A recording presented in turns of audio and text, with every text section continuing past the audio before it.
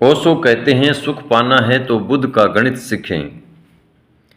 बुद्ध ने कहा है यह छोटा सा गणित याद रखो कि कभी कभी ऐसा होता है कि आज हमें लगता है कि इसमें खूब सुख है और हमें यह भी दिखाई पड़ता है कि अगर इसका त्याग कर दें तो कल अनंत गुना सुख हो सकता है, लेकिन वह कल होगा तो हम आज से ही सुख को पकड़ लेते हैं, कल के अनंत गुने को छोड़ देते हैं, इसलिए हम दीन रह जाते हैं, दरिद्र रह जाते हैं। समझो कि तुम्हारे पास मुट्ठी भर अन्न है, तुम आज खा लो, उसे थोड़ा सा सुख मिलेगा, लेकिन अगर तुम इसे बो दो तो शायद 2-4 महीने प्रतीक्षा करनी पड़ेगी, लेकिन बड़ी फसल पैदा होगी, शायद साल भर के लायक भोजन पैदा हो जाएगा। तो बुद्ध कहते हैं कि बुद्धिमान कौन है?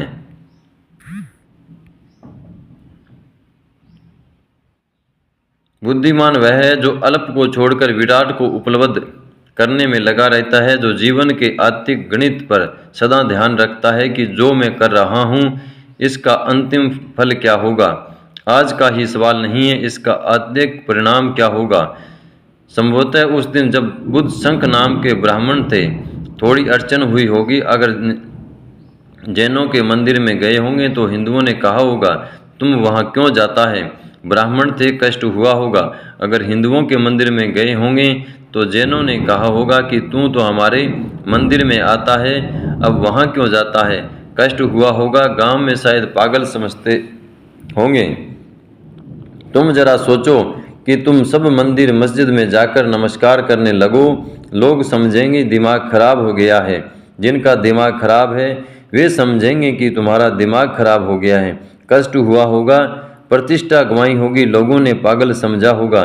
लेकिन बुद्ध कहते हैं वह छोटा सा त्याग था, क्या फर्क पड़ता है कि लोगों ने पागल समझा, क्या फर्क पड़ता है अगर लोग समझते हैं कि मैं पागल नहीं हूँ, कुछ भी फर्क नहीं पड़ता। लेकिन उसको जो परिणाम हुआ व्यापक है।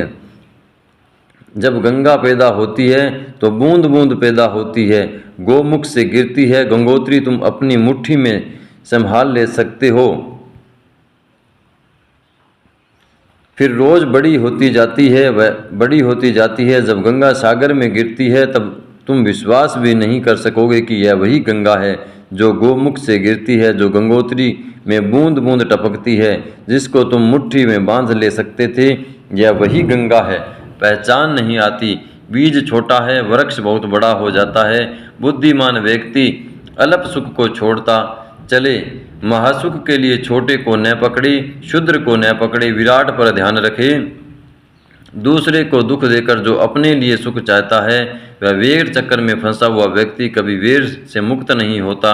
और बुद्ध ने कहा सुख तो सभी चाहते हैं, मगर सुख कहीं चाहे में एक बात ख्याल रखना, पहला सूत्र अल्प सुख को छोड़ देना, महासुख के लिए दूसरा सूत्र कहा यह ख्याल रखना कि सुख तो चाहना, लेकिन दूसरे के दुख पर तुम्हारा सुख निर्भर न हो, दूसरे के दुख पर आधारित सुख तुम्हें अंतत दुख में ही ले जाएगा, महादुख में ले जाएगा। हम जो जीवन में दुख भोग रहे हैं वह हमने कभी न कभी उन सुखों की आकांक्षा में पैदा कर लिए थे जिनके कारण हमें दूसरों को दुख देना पड़ा था। दूसरों के लिए खोदे गए गड्ढे एक दिन समय को गिराते हैं। वीडियो में दी गई जानकारी अच्छी लगी तो हमारे चैनल को लाइक, शेयर और सब्सक्राइब जरूर करें। धन्यवाद।